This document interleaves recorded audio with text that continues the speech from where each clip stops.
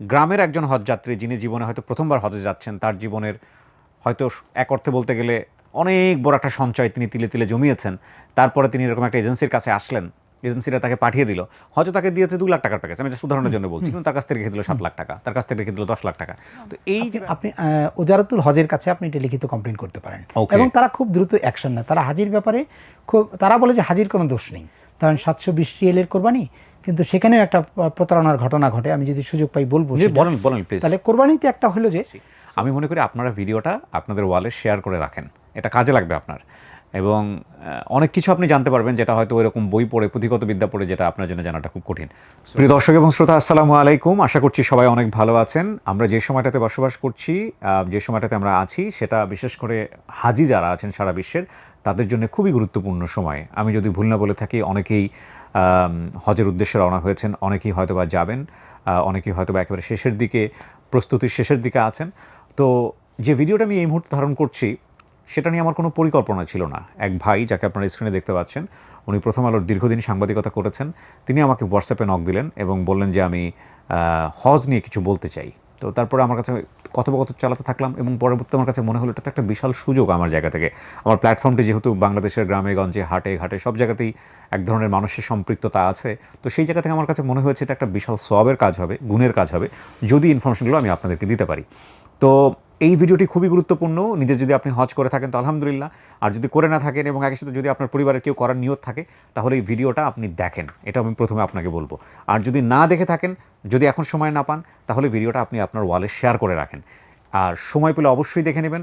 জীবনে হজ করতে হলে এই ভিডিওটা আপনার কাজে লাগবে, অবশ্যই কাজে লাগবে। এবং আমি যেহেতু বলছি, তার মানে হজের যত গাইড আপনি পড়েছেন, যত কিছু জেনেছেন আশেপাশ থেকে, তার মানে এই ভিডিওতে নিশ্চয়ই কিছু ব্যতিক্রম আছে যেটা আপনার জন্য খুব জরুরি। তো সেই অর্থে আমি বলবো ভিডিওটা আপনি শেয়ার করে রাখেন। ভাই, প্রথমে আপনার নাম এবং পরিচয়টা একটু দেন। আমার নাম ফেরদৌস ফয়সাল। আমি বিগত 20 বছরের বেশি সময় ধরে বাংলাদেশ সরকারের এবং আমার পত্রিকা প্রথম আলোর হয়ে হজ প্রতিবেদক হয়ে হজের করেছি এবং দীর্ঘ 2 মাসেরও বেশি সেখানে থাকার সুযোগ হয়েছে। 2 মাস কি মানে প্রতি বছরই? প্রতি বছরই 2 মাসে, সেই হিসাব করলে প্রায় যদি বলি যে প্রায় 40-42 মাস হয়তো আমার ওখানে থাকার সুযোগ হয়েছে। মক্কা, মদিনা, জেদ্দা, তায়েফ, বিভিন্ন শহরে ঘোরার সুযোগ হয়েছে। আপনি প্রথম আলোর হয়ে ওখানে প্রায় 20 বছরের উপরে সময় কাজ করেছেন। আর হজ করেছেন আপনি 20 থেকে 22 বারের মতো আপনি বলছিলেন। ওয়াও, আলহামদুলিল্লাহ আলহামদুলিল্লাহ, আপনি অনেক সৌভাগ্যবান, এ ব্যাপারে কোনো সন্দেহ নেই। আপনার কেন মনে হলো যে এই কথাগুলো আজকে যারা হাজি আছেন তাদের জন্য বলা দরকার?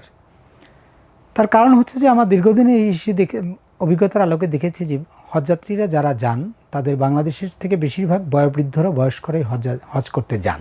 এবং তার আগেও দেখেছি, আমি যখন শুরু থেকে যে হজ করতে যখন যাই, তখন দেখেছি যে অনেক বই পুস্তক, কিন্তু সবগুলো বই পুস্তক পড়ে একটা লোকের ধৈর্যচ্যুতি হয় এবং অনেক মোটা বই অনেকেই পড়তে। তো তখন আমি আলেমও না, আমার সেইটা করার কথা না। তারপরে আমি সেটা হজ করারও 3 বছর পরে এসে আমি দুঃসাধ্য দেখিয়েছিলাম। সেটা প্রথম আলোতে ছুটির দিনে হজ সংখ্যা বেরিয়েছিল, প্রথমেই 5 লাখ, সেটাতে দারুণ সাড়া পাওয়ার পরে পত্রিকা সেটা এটা পরবর্তীতে 1.5 লাখ 2 লাখ করে, এটা অর্থাৎ 22 লাখ লোকের হাতে এই বইটি এইটা পৌঁছে দিয়েছে। ছোট্ট একটা চটি বই, সব আছে। ওটা কি কমপ্লিট গাইড? এটা একটা কমপ্লিট বই। এই বইয়ের বাইরে কিছু নাই। এর বাইরে পরবর্তীতে যখন দেখলাম যে উমরায় হজযাত্রী বেশি যায়, তখন আমরা আবার একটা উমরা গাইড করার চেষ্টা করলাম। সেই হিসেব করে 2টি গাইডই মোটামুটি বেশ মানুষের কাছে আছে এবং এটার পিডিএফও অনলাইনে প্রচুর পাওয়া যায়। এগুলো কিন্তু কোনোটাই প্রথম আলো বিক্রি করেনি, এটা প্রথম আলো পত্রিকার সঙ্গে আপনারা, এবং আমাদের হজ ক্যাম্প এবং বিভিন্ন প্রথম আলো অফিসে বিভিন্ন জায়গাতে এটা ফ্রি দেওয়া হয়। যেমন ধরেন যে 2025 সালে হজ গাইড ছাপা হলো 1 লাখ কপি, প্রথম আলো এটা করেছিল। প্রথম আলোকে বিশেষভাবে ধন্যবাদ জানাই, অসাধারণ একটা কাজ করেছে। ছোট, সবাই একটু পড়ে নিল, সবাই একটু ইনফরমেশন পেল। সো এর বাইরেও তো আপনার অনেক কিছু বলার আছে নিশ্চয়ই, যেটা আপনার কাছে মনে হচ্ছে আজকের এই ভিডিওর মাধ্যমে আপনি দর্শকদের বলুন, বিশেষ করে হাজি যারা তাদের জন্য বলবেন। জি, শুরু করুন আপনি। হজের 5টা দিন মিনাতে থাকতে হয়, কিন্তু বেশিরভাগ লোকে মিনাটা অনেকটা গ্রামের মতো, অর্থাৎ তাঁবুর শহর সেই মিনা। কিন্তু সেই মিনাটাকে চেনার জন্য এটা বলতে পারেন যে দীর্ঘদিন আমার অভিজ্ঞতার কারণ একটা হাজিতে এক জীবনে 5 দিন থেকেছে, তা আমার হিসেবে আমি 100 দিনেরও বেশি থেকেছি মিনাতে।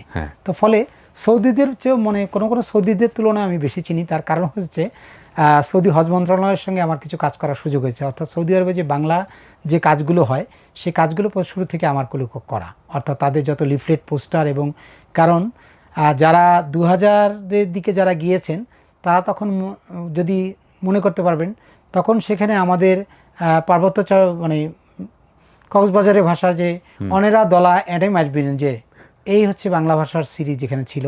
অর্থাৎ জামারায় যখন হতো তখন 2003 সালে এরকম মাইকে বাজানো হতো যে অনেরে এখান থেকে অনেরা এনে দিয়ে ডিল মারিবেন দে।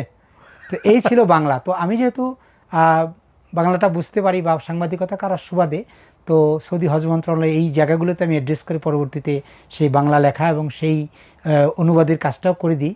ফলে এখন হয়তো কিছুটা শুদ্ধ হয়েছে, সেইটারও কৃতিত্ব আমার নিজেরই আছে। এর বাইরে যেটা হয়, মিনাতে যখন দেখলাম যে একাধিক তাঁবু, তখন আমরা নিজেরা কিছুটা আমাদের এর আগে যাদের বন্ধুস্থানীয় তাদেরকে নিয়ে আমরা হাতে আঁকা কিছু ম্যাপ তৈরি করতাম, যেটা মিনার ম্যাপ নামে পরিচিত ছিল বাংলাদেশিদের হজযাত্রীদের জন্য। অর্থাৎ এইটা বুঝেন যে 5 কিলোমিটার পথ জামারার কাছে সবচেয়ে দামি জায়গা, কিন্তু যেটা মুজদালিফার কাছে সেই জায়গাটা হচ্ছে সবচেয়ে কম। এটা বলতে খারাপ লাগে, বাংলাদেশের বেশিরভাগ হজযাত্রী, অর্থাৎ আগে যে 1,27,000 যেত, 1,20,000-এর হজযাত্রী থাকতো সেই মুজদালিফার কাছে, অর্থাৎ 5 কিলোমিটার দূরে। আর জামারার কাছে থাকতো অল্প কিছু 2-3 হাজার হাজযাত্রী। তো এই জন্য মিনার ম্যাপটা তৈরি করা আমাদের তখন দরকার হলো, এবং একসময় আমরা এই মিনার ম্যাপটা করতে সক্ষম, এবং সৌদি সরকার এটা প্রশংসা করে। এখন তো বাংলাদেশ সরকারকে তারা ম্যান্ডেটরি করেই দিয়েছে যে মিনার ম্যাপ তাদের করতে হবে। তো এই মিনার ম্যাপটা আপনার সাথে বলতে পারি গত 22 বছরে আল্লাহর রহমত আমি নিজেই করেছি সেই মিনার ম্যাপটা। অর্থাৎ এই ম্যাপ করার সুবাদে মিনাটাকে যদি বলি যে মিনার 4টা বড় রাস্তা আছে, 50, 56, 62, 68, 4টা বড় রাস্তা এবং 3টা bridge, Khaled bridge, Abdullah bridge, Faisal bridge. এটা হচ্ছে আড়াআড়ি। আপনি এই 6টা জিনিস যদি মনে রাখতে পারেন, এবং মিনায় 2টা মসজিদ আছে, মসজিদে খায়েফ, কুয়েতি মসজিদ। অর্থাৎ এই জায়গাগুলি হচ্ছে বেঞ্চমার্ক। অর্থাৎ এই জায়গাগুলোতে যদি আপনি এই জায়গার কাছে যদি থাকেন, তাহলে আপনার তাঁবুতে চেনার একটা সহজ সুবিধা হবে, হারিয়ে যাওয়ার সুযোগ কম। তো সেই কাজগুলো মিনা ম্যাপে। হারালেও কি খুব টেনশন আছে? হ্যাঁ, হারালে তো একটা হয় যে যেমন মোবাইলগুলোতে চার্জ থাকে কম, তখন আত্মীয় স্বজন, দেখুন এখন আপনার বৃদ্ধ মা যদি হারিয়ে যায়, আপনি কি স্থির থাকতে পারবেন? আপনি না পড়তে পারবেন নামাজ, না পড়তে পারবেন ইবাদত, আপনি তো ওইটা যেটা পাবেন। কিন্তু শেষ পর্যন্ত কি পাওয়া যায়? শেষ পর্যন্ত সবাইকেই পাওয়া যায়। একটা জ্ঞাতার্থে বলি যে এখন পর্যন্ত কেমন খুব একটা হয় নাই যে পাওয়া যায় নাই। হ্যাঁ, 2-একটা ব্যতিক্রম ঘটনা আছে, যারা এটা হয়তো দীর্ঘ 20 বছরের হয়তো 2-1 জন হয়েছে যাদের মস্তিষ্ক বিকৃত হয়ে বা যাওয়াতে বা কোনো কারণে মানসিকের কারণে তিনি হয়তো নিরুদ্দেশ হয়ে গিয়েছেন। এইটা হয়তো 1 জনকে 2 জন, সেটা তার বেশি না। মানে তার মানে ওখানে সিস্টেম এমন ভাবে করা আছে যে দিন শেষে এবং পুলিশ এটা খুঁজে পাওয়াই যায়। আর এটা চেক অ্যান্ড ব্যালেন্স থাকাতে ফলে সেটা অসুবিধা নেই। কিন্তু ওই যে হারিয়ে যে আপনার যে 5টা দিন যে দুর্বিষহ হয়, সেইটা মানুষের মনোযোগ করতে পারছে না, খুবই কষ্ট হয়ে যায়। সেইটা একটা বড় পরিবার পরিজন, বিশেষ করে বৃদ্ধ মা বাবা নিয়ে যে যারা যান, কেউ স্ত্রী বা অন্যান্যদের ছোট বাচ্চা যদি হারিয়ে যায়, কোনো লোক তার স্থির থাকে না, সেইটা একটা বড় ব্যাপার। এই জন্য বলি যে এই জন্য মিনার ম্যাপটা চলে। এই জন্য আমাদের পরামর্শ যে আপনার দূরে কোথাও যাওয়ার দরকার নেই, তাঁবুতেই থেকে আপনি আপনার ইবাদতগুলো করেন।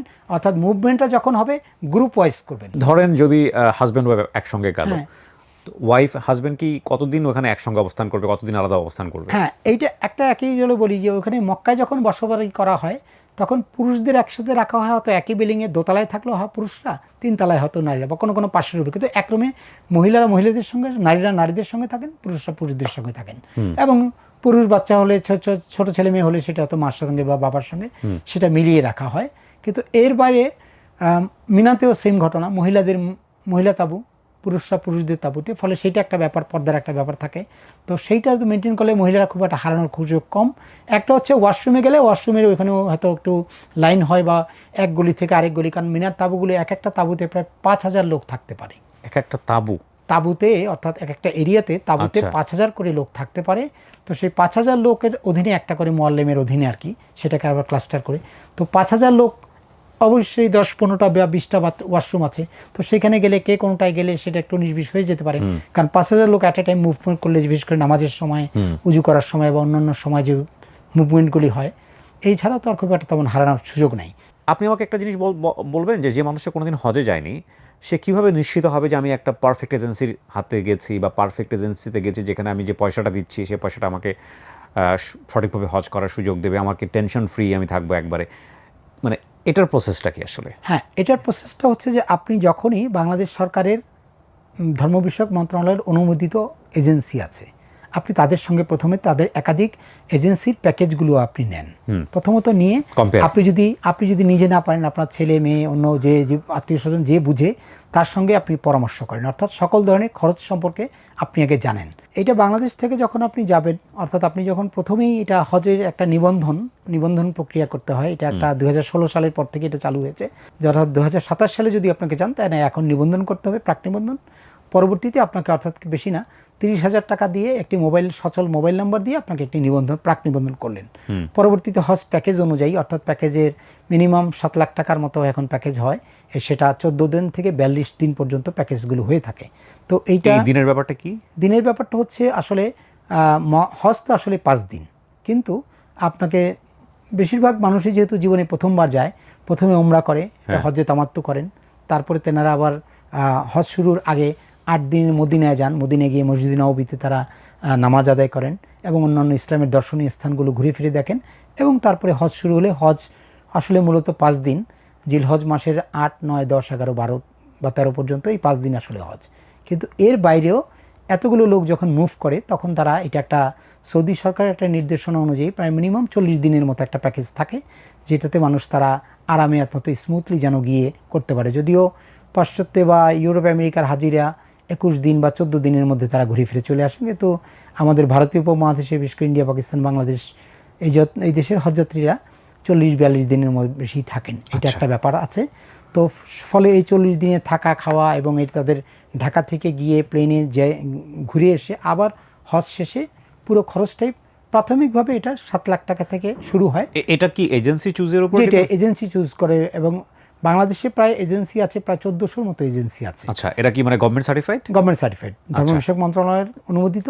সেখান থেকে আপনি তাদের প্যাকেজগুলো দেখবেন, এবং দেখে আপনার সেই প্যাকেজ দেখার বিষয়ে তখন একটা গুরুত্বপূর্ণ যে আপনার মক্কার মসজিদুল হারাম, অর্থাৎ যেটা কাবাঘর বলি আমরা, কাবা শরীফ বলি, সেখান থেকে আসলে বাসার দূরত্বটা কতটুকু হয়। ওকে। তাহলে সেই বাসার দূরত্ব অনুযায়ী এখানে 1 স্টার থেকে 1 স্টার 5 স্টার পর্যন্ত হোটেল আছে, নর্মাল, আবার আশেপাশে ঘর বাড়িও আছে।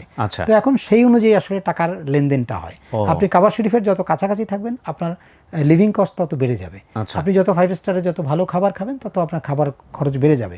আপনি যদি বাঙালি খাবার খান একরকম, যদি অন্যান্য দেশের খাবার চুজ করেন সেটা একটা, এর মধ্যে কোরবানি, এই সব কিছু মিলিয়ে প্যাকেজ 7 লাখ ন্যূনতম।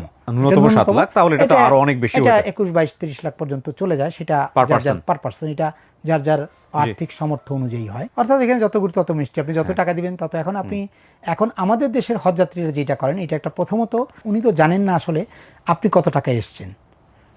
ওনারা প্রথমে মসজিদে বসে প্রথমে আগে বলেন যে ভাই আপনি কত টাকা দিয়ে এসছেন, তখন বলে যে এত কম বেশি যখন হয়, তো আপনার কি ওখানে 3 বেলা খাওয়া দেয় না, তখন তার মধ্যে কিছুটা বৈরীভাব শুরু হয়, তাহলে বোধহয় এজেন্সি আমার সঙ্গে ঠকাচ্ছে। এখানে একটা প্রশ্ন থেকে যায়, লাইক আমি যে ধরেন আমি 10 লাখ টাকার একটা প্যাকেজে গেছি, তো এই 10 লাখ টাকার প্যাকেজে যে সুবিধাগুলো দিচ্ছে, এটা যে আসলে 10 লাখ টাকারই, এটা আমি বুঝবো কি করে? হ্যাঁ, এটা বোঝার জন্যই তো আমি আপনাকে প্যারামিটার বললাম যে আপনি কাবাঘর থেকে কতটুকু দূরত্বে বাসাটা নেবেন, তাহলে সেই এজেন্সির থেকে আপনি প্রয়োজন এটা বলতে পারেন যে ভাই আপনি মক্কার কোন হোটেলটায় রাখবেন।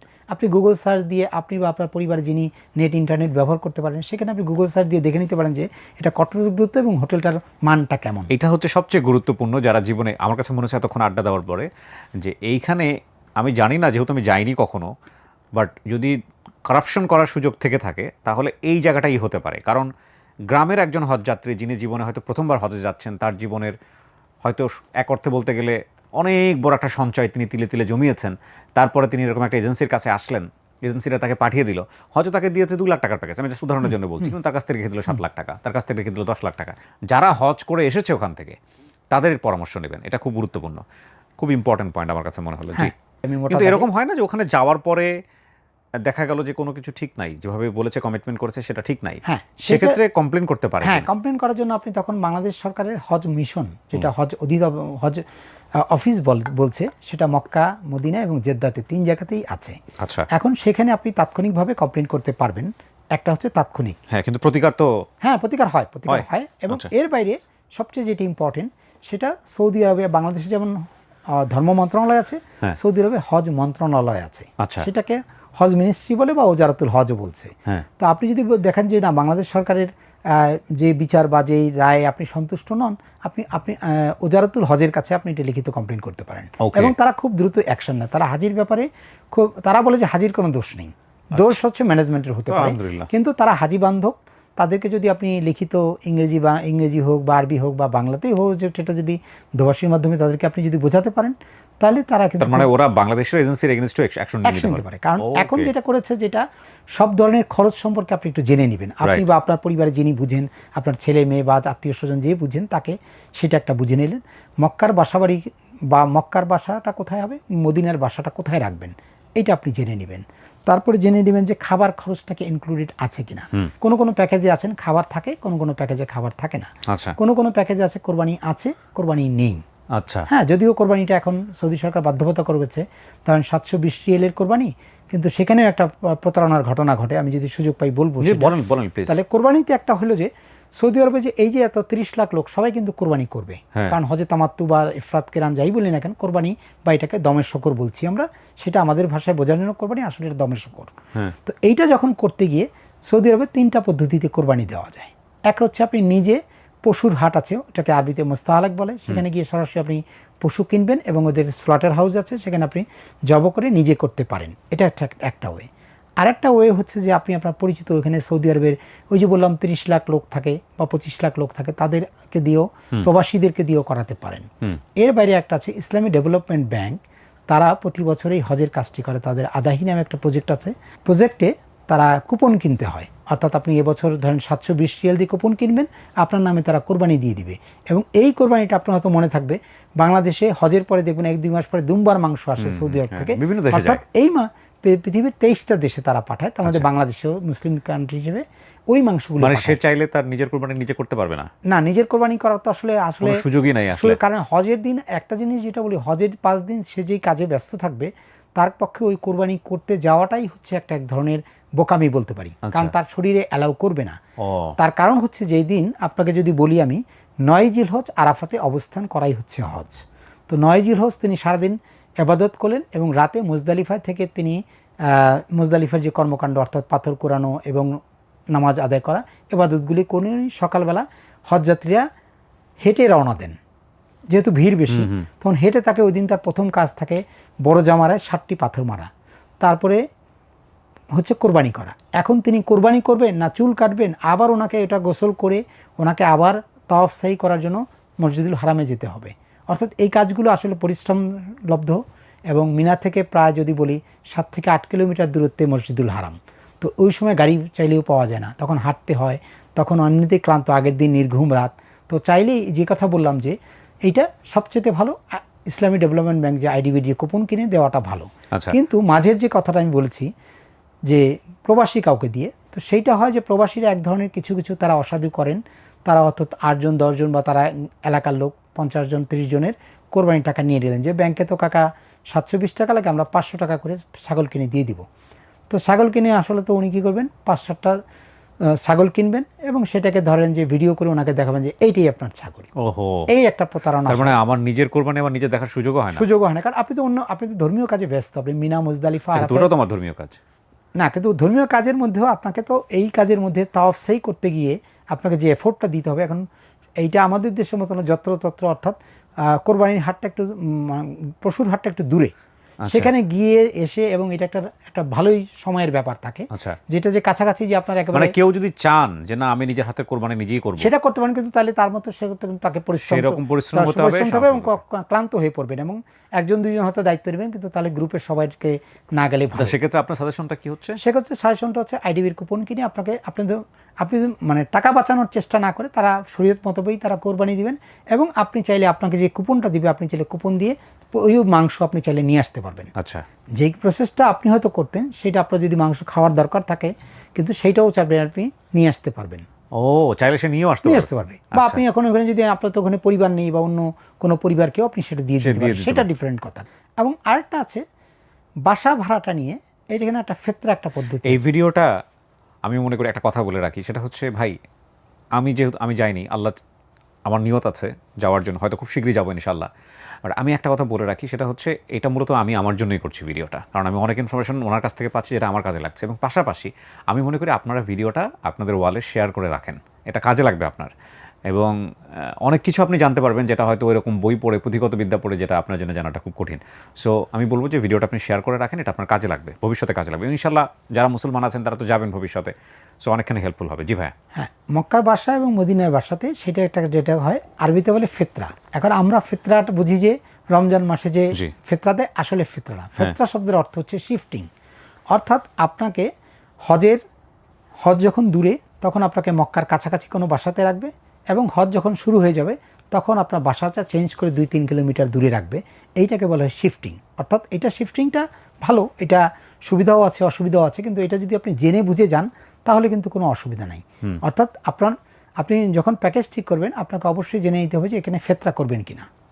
এবং আরও শব্দ বলে দিই যে আউয়াল ফেতরা মানে শুরুতে ফেতরা করবেন না শেষে করবেন, এটা আপনি যদি জেনে নেন তো আপনার মাধ্যমে যদি বলি শুরুতে ফেতরা হলে কীরকম, যেমন হজ শুরু হতে এখনও 1 মাস বাকি, এখন শুরুতে তাকে নিয়ে মক্কার সবচেয়ে কাছাকাছি মিলেনিয়াম হোটেল বা যেটা জমজম টাওয়ার, সেখানে কিন্তু আপনাকে রাখা সম্ভব এই 7-8 লাখ টাকার মধ্যেই। প্রথম 10 দিন তারা আপনাকে 10 বা 15 দিন আপনাকে জমজম 5 স্টার হোটেলে রাখবেন, তারপরে আপনাকে নিয়ে যাবেন মদিনায়। আচ্ছা, মদিনায় আপনি যখন ঘুরে 8 দিন পরে ফিরে আসবেন তখন আর আপনাকে এই বাসায় রাখা হবে না, তখন আপনাকে এখান থেকে মক্কা থেকে মানে মসজিদুল হারাম থেকে প্রায় 7-8 কিলোমিটার দূরে ওই যে মিনার কাছে আজিজিয়া বলে যে জায়গা, সেইখানে একটা বাসা ভাড়া করে আপনাকে রাখবে। অর্থাৎ এইটা যদি আপনি মেনে নিতে পারেন যে না আমার প্রথম 15 দিন আমি 5 স্টার হোটেলে থাকবো বা ভালো কাছাকাছি দূরে থাকবো, তারপরে মদিনাতে গিয়ে একটা হোটেল তো দিবেই মার্কাজের মধ্যে, সেটা একটা হলো, তারপরে ঘুরে এসে আমি সোজাসুজি আমি হজে ঢুকে যাব, এবং হজের পরে আমার যে বাকি ফ্লাইট হওয়ার যে বাকি দিনগুলোতে তখন হয়তো আমাকে ওই যে আজিজিয়ার কোনো একটা বাসায় থাকতে হবে। এটা হচ্ছে শুরুর ফেতরা, যেটা আউয়াল ফেতরা বলছি। এবং শেষের ফেতরা যেটা, সেটা আবার শুরুতেই আপনাকে নিয়ে যাবে আগে ওই আজিজিয়ার বাসাতে রাখবে, হজ শেষ হয়ে যাবে, তারপরে আপনাকে মক্কায় ভালো একটা কোনো 5 স্টার হোটেলে ভালো জায়গায় বা কাছাকাছি কোনো জায়গায় রাখবে, দেন আপনাকে মদিনা দিয়ে দেশে ফেরত নিয়ে আসবে, সেটাও সম্ভব। তাহলে আপনি যদি জেনে বুঝে যান যে আমার ফেতরা আছে, আমার শিফটিং আছে, তাহলে কিন্তু আপনার মতভেদ বা পার্থক্য থাকবে না। আপনি বা আপনার পরিবারে যে এটা কন্ট্রাক্ট করছেন তারা যেন এটা জেনে বুঝে যান যে, এবং আপনার হজযাত্রীকে এটা জানিয়ে দেন। কারণ হজযাত্রী প্রায় মসজিদে গিয়ে কমপ্লেন করে আমাদেরকে তো প্রতিদিন বাসা থেকে আজকে এই রুম, কালকে এই রুম, কালকে ওই বাসা, এই বাসা করে, কারণ এটা তো সে জানে না। নিশ্চয়ই তার আত্মীয় বা কাউকে হয়তো বলেছিল, সে হয়তো তখন তাকে এটা শেয়ার করে নেই, যেই জন্য এই প্রবলেমটা হয়। এর বাইরে আরেকটা যেমন আছে যে হজের দিনগুলো বলতে আমরা যে বুঝি জিলহজ মাসের 7, 8, 9, 10, 11, 12, 13 পর্যন্ত। তো এই দিনগুলোতে এক এক দিনের এক এক কর্মসূচি আছে। অর্থাৎ হজে কিন্তু মূল কাজ মিনাতে অবস্থান করা। হজে কিন্তু ওই অর্থে যদি বলি কোনো জামাতটা আপনি তাঁবুতেই বসে পড়তে পারছেন, আপনাকে কোনো মসজিদেও যেতে হচ্ছে না, আপনার নিজের তাঁবুতে বসেই আপনি পড়ছেন, সেটি কিন্তু অবস্থান করাটাই হচ্ছে জরুরি। তো ওই জায়গাগুলোতে অর্থাৎ মিনা, মুজদালিফা, আরাফা এবং আবার মসজিদুল হারামে, এই জায়গাগুলোতে আপনি শুধু যাচ্ছেন, অবস্থান করছেন, এটিই কাজ। এর বেশি কিন্তু আপনি দোয়া করা, নামাজ পড়া বা এবাদত বন্দিগি করা, এই কিন্তু কাজ। কিন্তু এর বাইরে এখন আপনি যদি না জেনে থাকেন, আপনি হয়তো মসজিদে যাওয়ার জন্য তৈরি হলেন বা এদিক ওদিক ঘোরাফেরা করলেন বা হারিয়ে গেলেন, এবং এত লোক সেহেতু মিনা জায়গাটা তো নবীজি সাল্লাল্লাহু আলাইহি ওয়াসাল্লাম তিনি ডিমার্কেশন করে গেছেন 5 থেকে 7 কিলোমিটার মিনা। তো এখন এতটুক এরিয়ার মধ্যে এই 30-40 লাখ লোক থাকেন, তো ফলে অবশ্যই এখানে চলাফেরায়, রাস্তাঘাটে, পেশাব পায়খানায়, বাথরুমে একটু সমস্যা হবে, খাওয়া দাওয়া। এবং মিনায় কিন্তু কোনো রান্না করার কোনো ব্যবস্থা নেই, কারণ 2004-5 সালে একবার আগুন ধরেছিল, তারপর থেকে মিনাতে কোনো আগুন জ্বালাতে দেয় না। অর্থাৎ সৌদি নিয়মে ওখানে আগুন জ্বালানো যায় না, এবং এটা ফায়ার প্রুফ তাঁবুগুলো, ফলে যেটা হয় খাবারগুলো বাইরের থেকে আসে। আচ্ছা, তো বাইরে থেকে আসে এবং কিছু রান্না হয় সেটা খুবই মানে কি বলবো যে ওদের সিস্টেমেটিক ওয়ে করেই, এবং এটা ধর্মীয় মানে ওদের মন্ত্রণালয়ের নিয়মকানুন মেনে, তো খাবারগুলো আসতে অনেক সময় হয়, অনেক সময় রুটিগুলি শক্ত হয়ে যায়, অনেকগুলো খাবারগুলো অনেক সময়। তো আমাদের হজযাত্রীরা যদি এই জায়গাগুলি বুঝেন যে না আমাকে যাওয়ার সময় শুকনো খাবার নিতে হবে, আমার নিজের প্রয়োজনে নিজের খাবারটা, এবং 1 হাতের বেশি বিছানা পাওয়া যায় না। এখন সেই সহনশীলতার জায়গাটা যদি থাকে, অর্থাৎ আমরা যদি বলি যে এইটুকুর মধ্যে হয়তো 2 জন লোককে শোয়ানো হবে কোনো রকম, তো এইটা যদি আমরা যখন যাই, ধৈর্য সবর থাকে না। হজের মাঝে যিনি আসছেন তিনিও আপনার আমার মতো 7 লাখ টাকা খরচ করেই আসছেন, তো তাকেও তার এক্সেসটা দিতে হবে। আবার আপনি এক সময় ঘুমালেন, আপনি একটু ঘুমালেন, মানে এটা একটা আসলে শেয়ারিং। এটা যদি সেই মানসিকতা না থাকে যে না আমি এসছি, আমি তো হাত পা ছড়িয়ে ঘুমাবো, সেইটাও সম্ভব না। তো সেটা পুরুষদের ক্ষেত্রেও হয়, নারীরাও করে, নারীদের ক্ষেত্রেও হয়। নারীদের ক্ষেত্রেও হয়। এবং এই সেম কাজটা ওয়াশরুমে যাওয়ার ক্ষেত্রে, যেমন ধরেন এখন প্রত্যেক নামাজটা কিন্তু আজান দেওয়ার সাথে সাথে নামাজটা হয়, যার যার তাঁবুতেই পড়বে। তাহলে আপনি নামাজের আগে আধা ঘন্টা 1 ঘন্টা আগে যদি আপনি ওয়াশরুমে যান, ওয়াশরুমগুলো কিন্তু ফাঁকা। শুধুমাত্র নামাজ পড়ার আগ মুহূর্তে আজান হলে তখন হয়তো উজুখানা বা ওয়াশরুমগুলো ভিড় থাকে। মানসিক প্রিপারেশনের একটা ব্যাপার। আমি সেই কথাটাই বলছি মানে আপনি যে যেখানে যাচ্ছেন আপনি প্রজ অ্যান্ড কনস গুলো একটু ভালো করে জেনে জি নিন। জি জি জি। চেষ্টার কিন্তু কোনো ত্রুটি নেই, কিন্তু আমাদের দেশে আমরা এখন ওই একই বাথরুম আপনি যেমন ব্যবহার করছেন, ভারতীয় একজন করছেন, পাকিস্তানি আরেকজন করছেন, অন্য দেশে করছেন, তিনি হয়তো সিটকেটা এমনভাবে টান দিলেন সিটকেটা ভেঙেই গেল, তিনি হয়তো পুশ শট এমনভাবে করলেন হয়তো সেটা ভেঙেই গেল, বা কোনো কারণে কলটা কোনো নষ্ট করে ফেললেন, তাৎক্ষণিক হয়তো ঠিক হচ্ছে, কিন্তু ওই যে তাৎক্ষণিকভাবে আপনি ভিজে গেলেন বা একটু বিপত্তি হলো, এই ব্যাপারগুলো আসলে আমরা অনেক সময় বুঝি না। অনেক সময় খাবার ঢুকতে দেরি হয়, খাবার আসতে দেরি হয়, এইগুলো অনেক সময় মানুষের ধৈর্য হারা হয়ে পড়ে।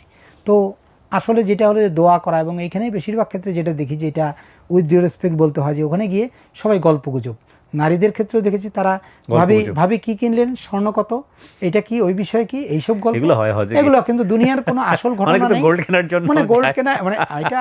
এবং পুরুষরা সেম কাজ করেন, ভাই আপনার প্যাকেজ কত, আমাদের তো মোয়াল্লিম খাবার দেয় নাই, আমার তো খাবার দিছে, আমার তো ঘুম আছে, আমাকে তো ফল দিছে, আমাকে তো জুস দেয়। এটা কিন্তু আমাদের কালচার। আপনি কোরবানিটাই ফোকাস করেন। কোরবানি থেকে একটা গরু কিনে যখন হাট থেকে আমরা ফিরি, হ্যাঁ, এটা যে কত লোককে বলতে হয় এটার দাম কত হয়েছে, জিতছি না ঠকছি, মাথায় থাকে না মানুষজনের যে ভাই এটা আল্লাহর জন্য কেনা হয়েছে, আল্লাহর কোরবানি করা হচ্ছে, সেটাতে কে জিতলো কে। আচ্ছা, এটা বন্ধ করা যায় না? একটা ভালো ইনফরমেশন দিয়ে দিই, যে সুযোগ পেয়েছি, আপনারা এটা বন্ধ করতে পারেন না? মানে একটু মুখটা বন্ধ রাখলে কেমন হয়? প্রথম কথা হচ্ছে যে ঠিক আছে, আপনি যদি এরকম হয় যে না আপনি নিজে হাটে যাচ্ছেন গরু কেনার জন্য, 5টা গরু আপনার সামনে দিয়ে ক্রস করেছে, আপনি তার দামটা জেনে একটা ধারণা নিলেন যে এবার গরুর হাটে এই গরুর মানে এই হাটে গরুর দাম কেমন, ঠিক আছে। কিন্তু আপনার যদি স্বভাবগত হয়ে যায়, আপনার বাসায় গরু কেনা হয়ে গেছে, তারপরেও আপনার যেই যাচ্ছে সামনে থেকে তাকে জিজ্ঞেস করতে হচ্ছে, এবং তাকে আপনি বলতেছেন জিতছেন না ঠকছেন, মানে কোরবানিটা আসলে কেন, এই জায়গাটা কিন্তু আমাদের মাথায় রাখা উচিত। এবং সেম জিনিসটা হজ প্যাকেজের ক্ষেত্রেও হচ্ছে। হজে গিয়া ভাই আপনি কত টাকা দেন, আমি কি ঠকে গেলাম, আমি কি যে, আরে ভাই তুমি যখন যাইতে পারছো কোটি কোটি মানুষের মধ্যে তুমি একজন, হ্যাঁ, তো আল্লাহর কাছে শুকরিয়া জ্ঞাপন করো। বাট আমরা সাধারণত এটা করা উচিত না। জি, মানে আমি ওইটা যদি বলি যে ধরেন বাংলাদেশে 18 কোটি লোক, তো সেইখানে মানে পরিসংখ্যান অনুযায়ী 12,80,00,000 হচ্ছে মুসলিম। তো সেই হিসেবে আমাদের 1,27,000 হজযাত্রী সেইখানে যেতে পারে। কত সৌভাগ্যবান। তো সেখানে 18 কোটি লোকের মধ্যে এবছর হয়তো 78,500 লোক যাচ্ছেন। তাহলে এত লোকের মধ্যে আপনি সৌভাগ্যবান। আপনি সেখানে গিয়ে যদি এই সিলি বিষয়গুলো নিয়ে ভাবেন, আপনি এটা ভাবেন না কেন যে আল্লাহ তাআলা আপনাকে সৌভাগ্য দিয়েছেন। আমরা ওইখানে গিয়ে দুইটা কাজ করব না, একটা হচ্ছে আমার ফেসবুকটা যদি বন্ধ রাখতে পারি, আমি তো আল্লাহকে দেখাইতে গেছি, আমার পরিবারকে দেখাচ্ছি, আমার বউ ছেলে মেয়ে স্ত্রী হয়তো বাসায় ঘুমাচ্ছে, আমি তাকে রাত 3টার সময় দেখাচ্ছি এই যে কাবাঘর। তো সে দেখে কি বুঝবে, এবং সে কি তার মধ্যে সেই চেতনা আসবে, একটা লোক ঘুমাচ্ছে রাত 3টা বাজে, বাংলাদেশের সময় 3 ঘন্টা বেশ কম, অর্থাৎ ওখানকার যদি রাত 12টা হয় বাংলাদেশের রাত 3টা হয়ে যাবে। তো আমি আমার স্ত্রীকে বাচ্চা পুত্র সন্তান বা প্রিয় জনকেদেরকে আমি হয়তো ঘুম থেকে উঠালাম যে এই যে দেখো কাবাঘর, সে কি বুঝলো? আচ্ছা, না সে না হয় পরিবেশভাবে করলো, কিন্তু এই যে ফেসবুকে অনেক বেশি শো অফ করা, আপনি শো অফ করলেন এই যে আমি কাবাঘরে, এখন আমি মুলতাজামের কাছে, এখন আমি অমুকখানে জমজমে, এটা সেটা। তো আপনি এটা করেন, দেশে এসে করেন, আমি এটা মানা করছি না, এটা আপনার হস্তা করে এসে তারপরে দিয়ে ছবিগুলো অবশ্যই করেন, কিন্তু সেটা একটা আপনার মাধ্যমে। এবং নবীজির রওজা যেখানে আপনি সালাম দিতে গিয়ে পাচ্ছেন, সেখানে আপনি আপনার ভিডিওটা অন করলেন, সেখানে মানে কি বুঝাইতে চাইলেন আমার মাথায় ঢুকে না, এটা একটা ব্যাপার। হ্যাঁ, আরেকটা বলতে পারি যে সৌদি সরকার যেটা করেছিল, এটা এখন যে বাদশা মোহাম্মদ বিন সালমান, সে এসে এর আগে একটা ঝামেলা হতো যে আগে সৌদি আরবে পৌঁছানোর পরে হজ ক্যাম্পে 7 থেকে 8 ঘন্টা বসে থাকতে হতো ব্যাগ পাওয়ার জন্য, লাগেজ পাওয়ার জন্য। তো তিনি আসার পরে যেটা করলেন, রোড টু মক্কা একটা নতুন ইনিশিয়েটিভ নিয়েছেন, অর্থাৎ আপনাকে সৌদি আরবে নামার পরে, অর্থাৎ হজ টার্মিনালে নামার পরেই আপনাকে আর বেশিক্ষণ বসতে দেওয়া হবে না, আপনাকে তাৎক্ষণিক বাসে উঠিয়ে দেওয়া হবে।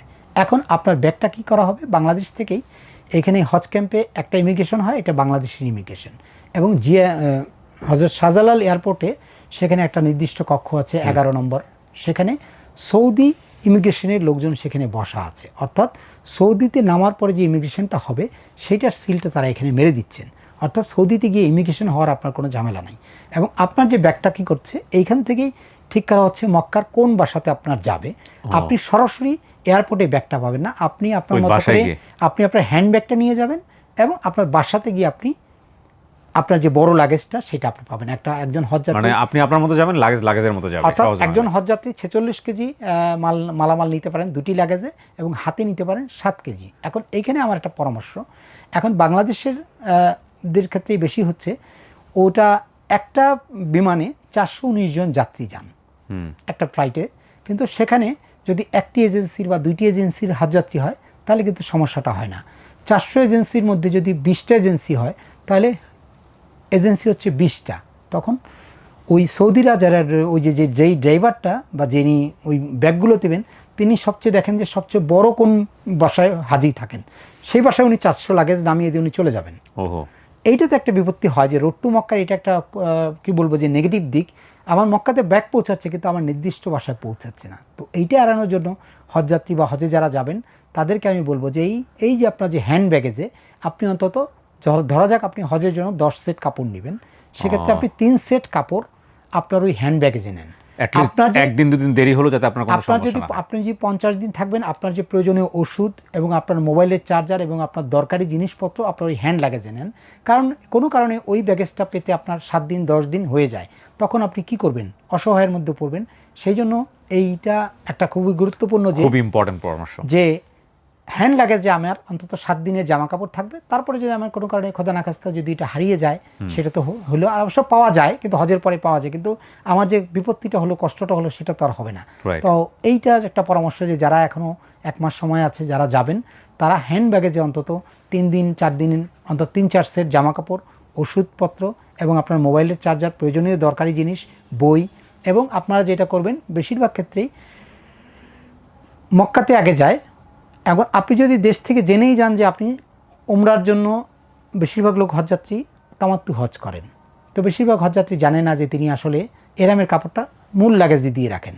তো উনি যেখানেই যান ওনার এহরামের কাপড়টা যেন একটা পরা থাকবেন এবং আরেকটা এক্সট্রা হ্যান্ড ব্যাগেজে থাকবেন। কোনো কারণে বিমানে যদি বা কোনো কারণে নষ্ট হলো তাহলে আপনি সেটা পরতে পারেন। এটা একটা যে অনেকে হয় প্রত্যেকেরই হয়তো দুটো করে কিনেন, কিন্তু আপনি তো বড় লাগেজে দিয়ে দিয়েছেন, এখন ওই লাগেজ তো পাবেন আপনি 3 দিন পরে। তো 3 দিনের মধ্যে যদি এই এহরামের কাপড় কোনো কারণে নষ্ট হয় বা এটা একটা ব্যাপার হয়, এটা একটা বড় ব্যাপার। যে হজের কাজটা আমরা আসলে জানতে যদিও আপনাদের মোয়াল্লিম বা আপনাদের যে গাইড তিনি বলবেন, কিন্তু আমার কাছে মনে হয় 3, 4, 5, 6 আপনি যদি মনে রাখেন, অর্থাৎ হজের 3টি ফরজ, 4 হচ্ছে 4টি স্থান, 3, 4, 5 হচ্ছে হজে 5টা দিন, আর 6 হচ্ছে হলো হজের 6টি ওয়াজিব কাজ। তাহলে আপনি যদি ওইভাবে মনে রাখেন 3, 4, 5, 6 এভাবেই হজ হয়, বা 9টি কাজ করলে 3, 4, 5, 6 এভাবেই হজ হয়। হ্যাঁ, 3টে মানে অর্থাৎ 9টি কাজ যদি করেন তাহলে আপনার মোটামুটি হজের কাজ হবে। আর 3টা কি বললেন আপনি? 3টা হচ্ছে হজের ফরজ 3টি। আমি আপনার মাধ্যমেই বলে দিই, সেটা হচ্ছে হজের ফরজ। আপনি যে এহরাম পরছেন, এহরাম কিন্তু পরার চেয়ে আমরা মনে করি কাপড়টা যে সাদা কাপড় যে গায়ে জড়ালাম এটার চেয়ে ইম্পর্টেন্ট আপনি যে নিয়তটা করছেন এবং তালবিয়াটা পড়ছেন, সেইটা হচ্ছে সবচেয়ে ইম্পর্টেন্ট। আপনি যেই মুহূর্ত থেকে তালবিয়া পড়ছেন তখন থেকে এটা এহরাম কাউন্ট হয়ে গেল। অর্থাৎ এটা আপনি বাংলাদেশেই বিমান ছাড়ার আগ মুহূর্তে আপনি এটা করে ফেলতে পারেন। যদিও নিয়ম হচ্ছে মিকাতের আগে, কিন্তু বিমান 7 ঘন্টা চলার পরে আপনি ঘুমিয়ে থাকতে পারেন, আপনি বুঝবেন না কখন মিকাত পার হয়েছে। যদি মিকাত পার হওয়ার পরে আপনি এহরাম করেন তাহলে আপনার জন্য এটা দম বা একটা জরিমানা দিতে হবে। তো সেক্ষেত্রে আমরা বলি যে বিমান যখন শুরু হয়ে চললো আপনি দেশে থাকতেই, অর্থাৎ বাংলাদেশে থাকতেই এহরামের নিয়তটা করে ফেলেন। বাসা থেকে তো আপনি সাদা কাপড় পরেই যাচ্ছেন, আর নারীরাও যেটা করবেন যে তাদের যে পোশাকটা তারা পরবেন এটাই তাদের এহরামের পোশাক, তবে সেটা যেন ভুলেও সাদা না হলে ভালো, কারণ সাদা পোশাকের স্বচ্ছতার একটা ব্যাপার থাকে। পুরুষদের যেমন সাদাটার দরকার আছে, কিন্তু নারীরা সাদা বাদে যে কোনো কালারই পরতে পারেন, সেটা তিনি যেটা পরবেন এটাই তার এহরাম। তাহলে 1 নম্বর কাজ হলো এহরামের কাজটা হয়ে গেল। আর বাকি 2টা ফরজ হচ্ছে, দ্বিতীয় ফরজটা হবে তার হচ্ছে আরাফাতে অবস্থান। নবীজি সাল্লাল্লাহু আলাইহি ওয়াসাল্লাম বলেছেন আরাফাতে অবস্থানই হচ্ছে হজ। তৃতীয়টা হবে হচ্ছে যে আপনি যে হজের যে তাওয়াফ করবেন এই তাওয়াফটা হবে হলো তৃতীয় ফরজ। ওকে, সো 3টা ফরজ, 4টা হচ্ছে স্থান, 4টা স্থান হচ্ছে 4টা location. So Mina, Muzdalifah, Arafat, এই 4টা স্থান। মিনা, মুজদালিফা, আরাফাত, আরেকটা মক্কা, মানে মক্কার মসজিদুল হারাম। ওকে, সো 4টা। 5 হচ্ছে 5টা দিন, জিলহজ মাসের 7, 8, 9, 10, 11, 12 এই 5টা দিন হচ্ছে 5 দিন। 6 হলে 6টা ওয়াজিব কাজ। 1 নম্বর কাজ হচ্ছে সাফা মারোয়া দৌড়াবেন, এটা ওয়াজিব কাজ। চুল ফেলানো এটা ওয়াজিব কাজ। উমরা কোরবানি করা সেটা ওয়াজিব কাজ। আপনার শয়তানকে পাথর মারা সেটা ওয়াজিব কাজ। এবং শেষে যেটা বাকি থাকবে বিদায়ী তওয়াফ করা, এইটা ওয়াজিব কাজ। সো 3, 4, 5, 6 এভাবেই হজ হয়। খুব সহজ উনি বের করেছেন। আর এখানে আমি একটা কথা বলে নেই, উনি যেগুলো বললেন বা যেভাবে বললেন, ডেফিনেটলি একজন ইসলামিক স্কলার যিনি আছেন, তিনি যখন এই ভিডিওটা দেখবেন তার জায়গা থেকে যদি কোনো কারেকশন থাকে আপনারা নিশ্চয়ই ভিডিওর নিচে এসে কমেন্টস করতে পারেন। হজের যে মূল এবাদত আরাফাত, তা আরাফাতে কিন্তু সবচেয়ে যেটা ইম্পর্টেন্ট সেটা বলতে পারি, মসজিদে নামিরা থেকে হজের খুতবাটা হয়। কিন্তু নিয়ম হচ্ছে যে আপনি যেখানেই অবস্থান করেন, আরাফাতটা যে 3.5 কিলোমিটার 4 কিলোমিটার, যেখানেই আপনাদের মোয়াল্লেম যেখানেই তাঁবুটি নিয়ে রাখবে সেখানেই বসে আপনি আবাদত করবেন। অর্থাৎ ওখানে বসেই আপনার জোহর আসর একসঙ্গে পড়তে হবে, কিন্তু মাগরিবের সময় হলেও মাগরিব পড়া যাবে না। এখানে একটাই কাজ, নবীজি সাল্লাল্লাহু আলাইহি ওয়াসাল্লামের বিদায় হজ থেকেও আমরা জানতে পারি যে তিনি দীর্ঘ 6.5 ঘন্টারও বেশি শুধু আল্লাহর কাছে মোনাজাত করেছিলেন, দোয়াই করেছিলেন। তো ফলে আরাফাতের দিনের মূল কাজ হচ্ছে দোয়া করা। কিন্তু আমাদের এটা খুবই দুঃখের সঙ্গে লক্ষ্য করি যে আমাদের হজ যাত্রীরা তারা সৌদি সরকারের যদিও তারা বিনামূল্যে জুস খাবার বিভিন্ন কিছু দিতে গিয়ে, এবং সেগুলো আমরা হজ যাত্রীরা সংগ্রহ করতে গিয়ে খুব ক্লান্ত হয়ে পড়ি, প্রচণ্ড রোদ হয় বা রোদে ক্লান্ত হয়ে পড়ি, এবং জুস ফল হাবিজাবি খেতে খেতে শরীর অসুস্থ হয়। আরেকটা যেটা সবচেয়ে ইম্পর্ট্যান্ট আমরা ভুল করে থাকি সেটা হচ্ছে মসজিদে নামিরায় হজের যে খুতবা হয় সে খুতবা শোনাটা আপনি যদি FM ব্যান্ড রেডিও আপনার তাঁবুতে বসেই শুনতে পারবেন, সেই জন্য আপনাকে নামিরা মসজিদে অর্থাৎ আপনার থেকে 4 কিলোমিটার দূরে সেখানে যাওয়াটা জরুরি নয়। আরেকটা ইম্পর্টেন্ট হচ্ছে যে জাবালে রহমত যেখানে আদম হাওয়ার দেখা হয়েছিল বা নবীজি বিদায় হজের ভাষণ দিয়েছিলেন, তো সেখানেও হজের দিন যাওয়ার দরকার নেই। আপনি আরাফাতে অন্য কোনো দিন অন্য কোনোভাবে সেটা ভিজিট করলে হবে, সেটা অন্তত হজের দিন নয়। এটা একটা খুবই ইম্পর্টেন্ট, যেটা হজের দিন আপনি নিজের তাঁবুতে বসেই যেখানেই আপনার অবস্থান আপনি দিল খুলে দোয়া করেন, আপনার নির্যাসটাই হচ্ছে দোয়া। আরেকটা হচ্ছে যে বয়স্ক বা ওখানে যে সৌদি আরবে কেউ যদি অসুস্থ হয়ে পড়ে বাংলাদেশিরা, সেক্ষেত্রে কী করবেন? তো মক্কা মদিনা এবং জেদ্দাতেও বাংলাদেশ সরকার তাদের মেডিকেল টিম নিয়ে যায়, এবং সেখানে আপনি বাংলাদেশি ডাক্তার এবং ওষুধ থাকে, সেখানে গিয়ে মেডিকেল সেন্টারগুলোতে আপনি আপনার প্রয়োজনীয় বিভিন্ন জরুরি জটিল রোগ ছাড়া সব ধরনের রোগী তারা চিকিৎসা দেয় এবং সেটার মোটামুটি পাওয়া যায়। এর বাইরেও যদি তারা জটিল কোনো বিষয় হয়, সৌদি আরবে যে সমস্ত সৌদি হাসপাতাল আছে সেখানে বিনামূল্যে হাজিদেরকে চিকিৎসা দেওয়া হয়। এটা একটা মূল ব্যাপার। আরেকটা বিষয় হচ্ছে যে আমরা দেখি যে মক্কা এবং মদিনায় যতদিন অবস্থান করে প্রায় প্রতি অক্ততেই যেহেতু 30-40 লাখ লোক যান, কেউ না কেউ সেখানে মারা যান। তো মারা গেলে যেটা হয়, একটা জিনিস হলো যে প্রতি ওয়াক্ত শেষে একটা করে জানাজার নামাজ হয়, সবাই একসাথে। তো এই জানাজার নিয়মটা আমরা অনেকেই দেখেছি, এটা বিনয়ের সাথে বলতে চাই যে অনেকেই জানাজার নিয়মটাও হয়তো জানেন না। তো জানাজার নিয়মটা হজ করতে যাওয়ার সময় বা অন্যান্য সময় লাগবে, সেই জানাজার নিয়মটা যদি জেনে যান আপনি, সেটা খুব ভালো হয়। আরেকটা বিষয় হচ্ছে যে ওটা অনেকের প্রশ্ন, বা এটা আমিও বলার জন্য বলছি যে সৌদি আরবে হজ করতে গিয়ে আপনি কেউ যদি কোনো হজযাত্রী মারা যায় তাহলে কি করবে? অনেক সময় আত্মীয় স্বজনরা দেশে বলে বসেন লাশ নিয়ে আসবে বা এটা, কিন্তু না, এটা আমরা জানি না হয়তো, সেই জন্য বলি আমরা যখন হজ চুক্তি করেছি, অর্থাৎ সৌদি গভর্নমেন্ট টু গভর্নমেন্ট যখন চুক্তি করেছে, তখনই বলা আছে যে সৌদি আরব থেকে কোনো লাশ বাংলাদেশে আসবে না, অন্তত হজযাত্রীর। অর্থাৎ তাকে, যিনি মক্কায় মারা গেছেন তাকে মক্কাতেই সারাইয়া কবরস্থান, তাকে সেখানে দাফন করা হবে, এবং তিনি যদি মদিনায় মারা যান তাহলে মসজিদে নববীর কাছে জান্নাতুল বাকি কবরস্থানে তাকে দাফন করা হবে, এবং উনি যদি জেদ্দায় মারা যান তাহলে জেদ্দায় একটি হাজিদের জন্য কবরস্থান আছেন, তার মানে হজে গিয়ে মারা গেলে ওখানেই দাফন করতে হবে। এবং তিনি যদি এহরামরত অবস্থায় মারা যান সেটা একরকম, আর যদি না হয় নর্মাল তাকে দাফন করা হবে। সেখানে আসলে কোনো আত্মীয় স্বজন, কেউ যাওয়ার অবস্থায় প্লেনের মধ্যে মারা গেল, তাহলে সবচেয়ে কাছাকাছি যে এয়ারপোর্টে হলে যে জেদ্দা এয়ারপোর্টে গিয়ে, তার মানে সে আলটিমেটলি ইহরাম বাঁধা অবস্থায় সে মারা গেলে সে সৌদি আরবে দাফন করা হবে। হ্যাঁ, এটা একটা খুবই ইম্পর্টেন্ট, কারণ এটা অনেকে তো ড্রিমও থাকে এটা। হ্যাঁ, ড্রিমও থাকে, এবং অনেকে জানো এটা করেন, সেটা কিন্তু অনেকে আত্মীয় স্বজনরা বুঝেন না, কোনো অযথাই কতক্ষণ চিৎকার। কিন্তু আত্মীয় স্বজনের কেউ যদি ওরকম ওখানে গিয়ে যদি লাশটা দেখতে চায়, মানে লাশ দেখা, কবর দেখা এবং আত্মীয় স্বজনের অনুমতি নিয়েই সেটা করা হয়। এবং আরও ইম্পর্টেন্ট কথা হলো যে সৌদি আরবের রাস্তাগুলোতে বাম দিক দিয়ে চলাচল করে, এবং গাড়িগুলো খুব 80 থেকে 120 পর্যন্ত করে, ফলে রাস্তা পার হওয়ার সময় এটা খুব সতর্ক থাকতে হয়। এটা বয়োবৃদ্ধ বা তরুণ সবাইদেরকে একটা আমার পরামর্শ যে রাস্তা ডান বাম দেখে বুঝে শুনে রাস্তা পার হবেন, অন্তত দৌড়াবেন না যে কোনো ড্রাইভার। কারণ আপনি যদি 80-100 কিলোমিটার দেন, উনি ব্রেক করতে গেলেও আপনিও মারবেন, তাকেও মারবেন, অর্থাৎ আপনি অন্তত তাকেই সেই স্পেসটা দেন। আর এই দেশের আরেকটু বলি যে সৌদি পুলিশরা বলে যে হাজির কোনো দোষ নেই, যত দোষ ওই ড্রাইভারের। তো ফলে আপনি জেনে বুঝেই একজন ড্রাইভারকে, মানে যিনি চালককেই ফাঁসিয়ে দিচ্ছেন। তো সৌদি পুলিশের সে হিসেবে যদি কোনো কারণে আপনার কোনো যা ক্ষতি হবে সকল দায়িত্ব কিন্তু ড্রাইভারের, এবং ড্রাইভার সেটা করতে বাধ্য। হ্যাঁ, এটা মনে করে আপনি যেমন ইচ্ছে তেমনি চললেন না আবার। আর সৌদি সরকার যে কথাটা বলেছে এটার পেছনে লজিক আছে। লজিকটা হচ্ছে মানে আমি আমার মতো করে চিন্তা করছি, দেখেন উনি আসছে জীবনে একবার এখানে, উনি কি সৌদি আরবের সমস্ত নিয়মকানুন জেনে আসবে? যে ড্রাইভার সে তো নিয়মকানুন জানে। সো এই কটা দিন সে অন্তত ওভার সতর্ক হবে, বেশি বেশি সতর্ক হয়ে চালাবে। সো সেই কারণেই আলটিমেটলি বলা হয়েছে এভাবে। তো এটা আমার কাছে মনে হয়েছে যে এই যে লাশের ব্যাপারটা বা নামাজে মানে কবরের ব্যাপারটা, এইটা আমার ওইভাবে জানা ছিল না যে চাইলেই আপনি আর লাশ নিয়ে আসতে পারবেন না।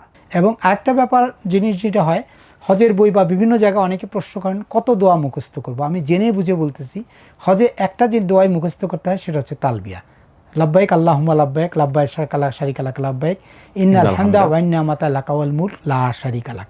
এর বাইরেও তাওয়াফ করার সময় রুকনে ইয়ামানি থেকে হাজরে আসাদ পর্যন্ত সূরা বাকারার 201 নম্বর আয়াত, রাব্বানা আতিনা ফিদ দুনিয়া হাসানাতাও ওয়া আখিরাতে হাসানাতাও ওয়া কিনা আযাবান নার, এই দোয়াটুকু পড়লে মুখস্থ।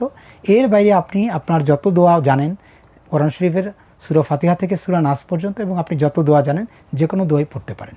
তবে একটা পরামর্শ যে বই দেখে পড়াটা সুযোগ হয় না, কারণ ভিড়ের কারণে আপনি যদি বই দেখে পড়তে চান পিছন থেকে ধাক্কা দিয়ে আপনাকে ফেলে দিলে আসলে তিনি না বুঝেই ধাক্কাটা দিচ্ছেন। এবং যদি সুযোগ থাকে তাহলে জীবনের শেষ সময়ে গিয়ে হজ করার চাইতে একটু শক্তি সামর্থ্য থাকা অবস্থায় হজ করাটা এবং বেটার। একটা হলো যে শয়তানকে পাথর মারার ক্ষেত্রে আমরা অনেক সময় আবেগ করি, এটা বিভিন্ন সময় বিভিন্ন যোগাযোগ মাধ্যমে দেখি আমরা পায়ের স্যান্ডেল বিভিন্ন থুতু বিভিন্ন কিছু করি, কিন্তু এইটা আপনারা করবেন না, কারণ আপনার মনের শয়তানটাকে যদি আপনি না দূর করতে পারেন, ওইটা তো আসলে শয়তান না, ওইটা তো একটা আসলে প্রতীকী।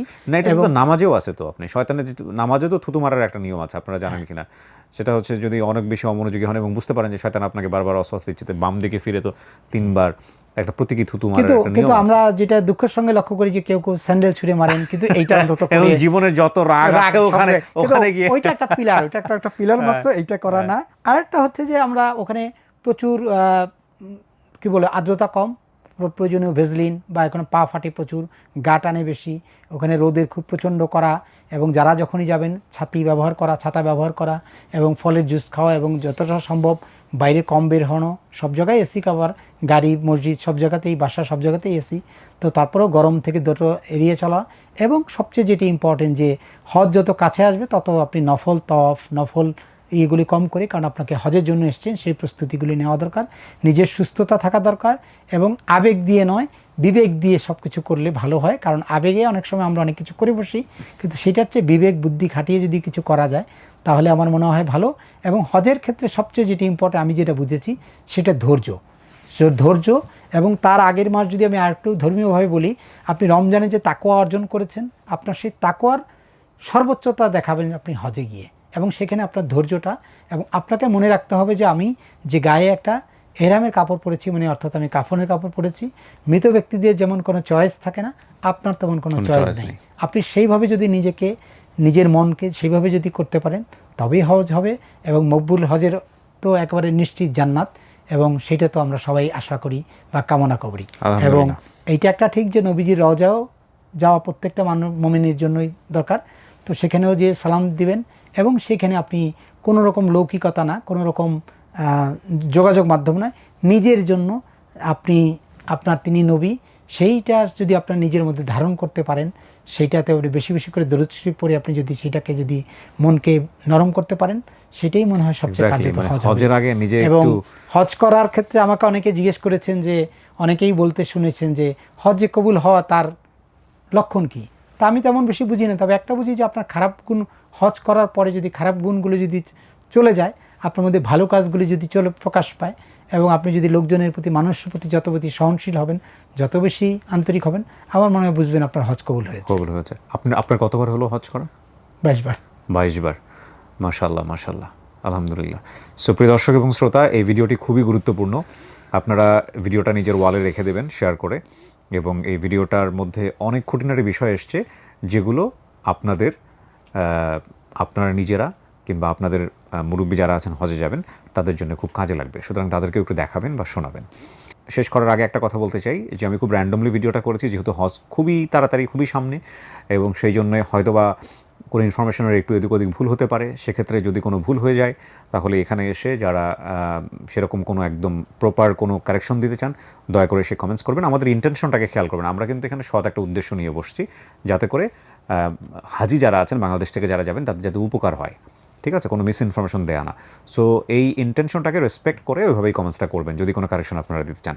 Thank you so much. শেষ করছি আজকের মতো। অনেক ভালো থাকুন ভাই, আপনাকেও অনেক অনেক ধন্যবাদ। আপনি কষ্ট করে আজকে এখানে আসছেন, অনেক ভালো থাকবেন আপনি। আপনাকে ধন্যবাদ। ধন্যবাদ। শেষ করছি আমরা আজকের মতো।